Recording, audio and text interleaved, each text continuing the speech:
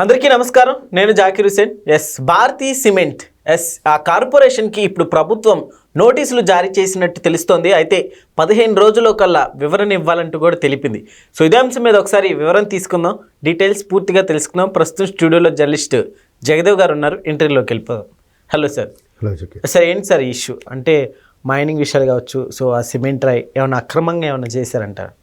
యాక్చువల్గా సిమెంట్ తయారీకి సున్నపురాయి అవసరం. సున్నపురాయి ద్వారా అదొక ముడి సరుకును ఉపయోగించి సిమెంట్ను తయారు చేస్తారు. ఓకే. అందరికీ తెలిసిన విషయం ఏంటంటే భారతీయ సిమెంట్స్ జగన్మోహన్ రెడ్డి గారిదని తెలుసు. పైపెచ్చు జగన్మోహన్ రెడ్డి గారి భార్య గారి పేరు కూడా, శ్రీమతి గారి పేరు కూడా భారతీయ. సో ఆమె పేరు మీద భారతీయ సిమెంట్స్ ఉంది. ఈ లెక్కన రాబోయే రోజుల్లో ఆయన గవర్నమెంట్ పోయినా, అంటే ఇది లాస్ట్ టైం గవర్నమెంట్లో ఉన్నప్పుడు ఆయన ఆలోచన, అంటే వాళ్ళ పార్టీ వాళ్ళ ఆలోచన పరంగా కొంతమంది చెప్పారు, ఈయన భారతీయ సిమెంట్స్ ఉంది, అలాగే ఇసుకలు ఇష్టం వచ్చినట్టుగా తవ్వుకొని వాళ్ళు అమ్ముకోవడం జరిగింది. తర్వాత వైజాగ్ స్టీల్ ప్లాంట్ కూడా ప్రైవేటీకరణ అయితే స్టీల్ని కూడా దక్కించుకుంటే ఇంకా మనకు తిరిగి ఉండదు. రాబోయే రోజుల్లో అంతా కన్స్ట్రక్షన్ ఫీల్డ్ ఎవర్ గ్రీన్ కాబట్టి ఆ పరంగా మొత్తం మన చేతిలో ఉంటుందని అనుకున్నారు. బట్ బయటికి మాత్రం విశాఖ స్టీల్ ప్లాంట్ ప్రైవేటీకరణ వ్యతిరేకిస్తున్నాను, ఈసారి నన్నే మళ్ళీ గెలిపించండి, మీకు ఖచ్చితంగా ప్రైవేటీకరణ అవ్వదు అలాంటి సాకులు ఏవో చెప్పారు. సో అట్లాగా ఈ భారతీయ సిమెంట్స్కి సంబంధించిన సున్నపురాయి తవ్వకాలకి ప్రభుత్వాన్ని దగ్గర పలానా ఏరియాల్లో పలానా ఇన్ని ఎకరాలు ఉంది, అక్కడ సున్నపురాయి లభిస్తుంది, ఆ సున్నపురాయి మేము తవ్వుకుంటామని ప్రభుత్వానికి లీజ్ ప్రకారం తీసుకుంటారు.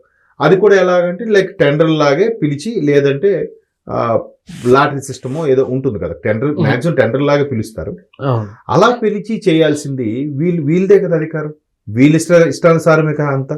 ఇప్పుడు లిక్కర్ ఉంది, మొత్తం ఈయన పాకెట్లోకి వెళ్ళిపోయి దానికి క్యూఆర్ కోడ్ ఏమీ లేకుండా వీళ్ళు ఎంత వస్తే అంత. తర్వాత ఇసుక అలాగే చేశారు. ప్రతీది కూడా ఆఖరికి స్వామివారి హుండీలో, తిరుపతిలో స్వామివారి హుండీలో డబ్బులు కూడా తీసుకొచ్చేయమంటే పథకాలకు ఇచ్చామని చెప్పారు. బట్ ప్రభుత్వం సెంట్రల్ గవర్నమెంట్ నుంచి కానీ, ఆర్బీఐ నుంచి కానీ, వరల్డ్ బ్యాంక్ నుంచి కానీ తీసుకొచ్చిన అప్పుల మాట ఏంటి? అవి ఎవరికి పంచారు? అవి ఎవరికి ఇచ్చారు? ఇన్ని లక్షల కోట్లు ఈ 5 ఏళ్లలో పంచామని చెప్తున్నారు కదా, బట్ లబ్ధిదారులకు వెళ్ళింది మాత్రం 1,20,000 కోట్లేనంట. బట్ మొత్తం తీసేసుకునేది 1,60,000 కోట్లు, 40,000 కోట్లు ఏమైనట్టు? ఒకవైపు పథకాల్లోని అమౌంట్, ఇసుక, మద్యము, నెయ్యి, పట్టు వస్త్రాలు, సున్నపురాయి, ఇలాంటి సెట్టింగ్లు మళ్ళీ.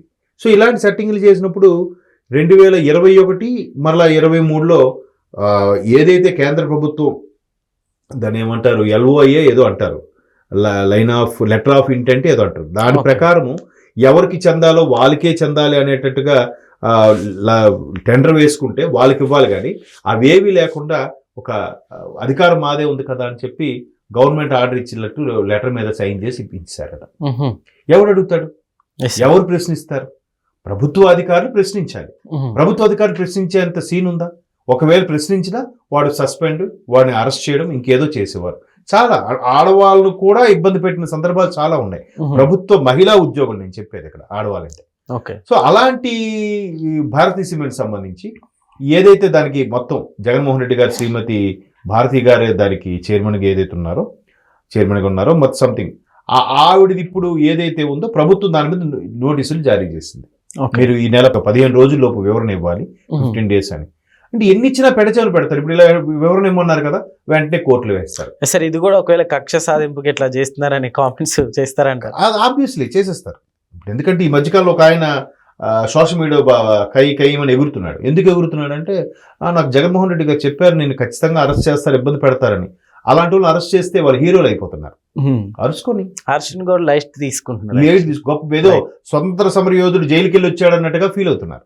సో ఇక్కడ ఏంటంటే దాని మీద వివరణ ఇవ్వండి.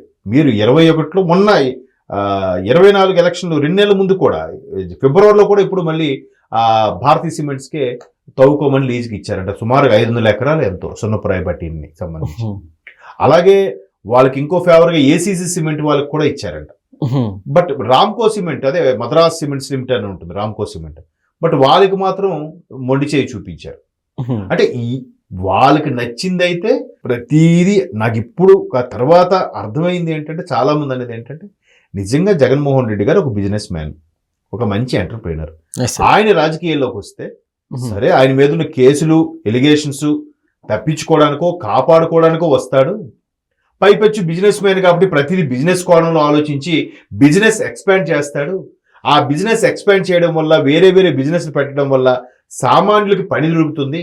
సుమారుగా లక్షల కొద్ది ప్రతి సంవత్సరం రిలీవ్ అయ్యే గ్రాడ్యుయేట్ అయిన విద్యార్థులు, బీటెక్ కానీ బీఎస్సీ కానీ ఎనీ గ్రాడ్యుయేట్ బ్యాచిలర్ డిగ్రీ ఉన్న వాళ్ళు ఎవరైనా వాళ్ళకి ఉపాధి దొరుకుతుంది అని కొంతమంది ఆలోచించారు. సర్లే ఒకసారి ఛాన్స్ ఇద్దామని. ఈయనేం చేశాడు, వచ్చినలాగా అయితే వేసామా వెనకేసుకున్నామా, పేరుకే బటన్ నొక్కడం, బటన్ నొక్కి 10 రూపాయలు ఇస్తే వెనక నుంచి 20 రూపాయలు రావడం, ఇట్లా ఎన్నో జరిగాయి. ఇప్పుడు ఈ భారతీయ సిమెంట్స్ వ్యవహారం కూడా అదే ఒక వెలుగులోకి వస్తుంది.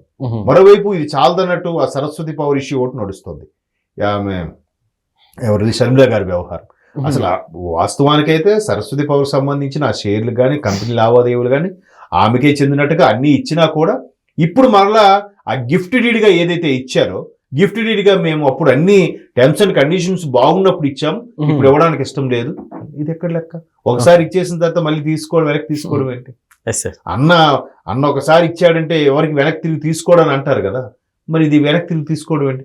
రీసెంట్ గా కూడా దాని మీద కూడా ఇష్యూ నడుస్తుంది కదా, ఆ సరస్వతి పవర్ కి సంబంధించి. స్వయంగా దానికి సాక్ష్యము వైవి సుబ్బారెడ్డి గారు ఉన్నారంట, విజయసాయి రెడ్డి గారు ఉన్నారంట, విజయమ్మ గారు ఉన్నారంట. మరి వీళ్ళు ముగ్గురు సాక్ష్యంగా ఉన్నా కూడా ఆమెకి చెందాల్సినవి ఆమెకి ఇవ్వాల్సినవి ఇవ్వకుండా ఎందుకు ఈ తాత్సారం చేయడం? 5 ఏళ్ళు ముఖ్యమంత్రిగా ఎంతో వెనకేసుకున్నారు కదా, ఇంకా ఇవి చిన్న చిన్న వాటి మీద కక్కుర్తి పడ్డం ఎందుకు? సో ఇప్పుడు భారతీయ సిమెంట్స్ సంబంధించిన సున్నప్రాయ విషయాల్లో కూడా ప్రాపర్గా దానికి ప్రభుత్వం ఎలాగైతే సూచించిందో కేంద్ర ప్రభుత్వం, దాని ప్రకారమే ప్రపోజల్ పెట్టాలి, ఎవరికి వస్తే వాళ్ళకి ఇవ్వాలి. అదేం లేకుండా వీళ్ళే తీసేసుకోవడం ఏంటి? అంటే ఇంకెవరు బాగుపడకూడదు, వీళ్ళే బాగుపడాలి, అది కూడా ఫ్రీగా. అంటే ఎన్ని ఎన్ని ఎన్ని అబ్బో, అసలు నిజంగా కక్ష సాధింపని అంటున్నారు కానీ అసలు ప్రభుత్వం ఏ కక్ష సాధించకపోయినా వాళ్ళు తవ్వుకున్న గోతులు వాళ్ళే పడుతున్నారు. ఒక్కొక్కటిగా వ్యవహారాలన్నీ బయటకు వస్తున్నాయిగా. ఎన్ని స్కాములు చూడండి అసలు. లిక్కర్ అంటే A to Z ఉన్నాయి. ఏతో ఒక స్కాము, బీతో ఒక స్కాము, సీతో ఒక స్కామ్, మన లిస్టు చెప్పుకుంటూ వెళ్ళొచ్చు.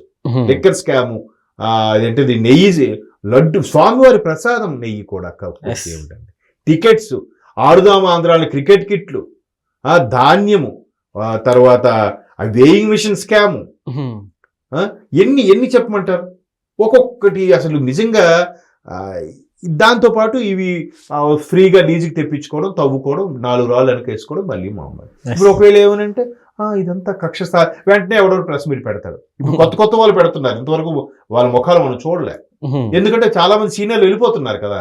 సో కొత్త ముఖాలు కనిపిస్తాయి. ఇంక కొత్త వాళ్ళు ఎవరైతే ఉన్నారో, అంటే సెకండ్ కేటగిరీ నాయకులు ఉన్నారో వాళ్ళే వచ్చి ప్రెస్ మీట్ పెట్టి మాట్లాడాలి. సీనియర్ నాయకులు ఎవరు మాట్లాడరు, ఈ సంగతి తెలిసిపోయింది అందరికి. చూద్దాం మరి 15 రోజులు వివరణ ఇస్తుందా, మళ్ళీ దాటవేసి ధోరణే.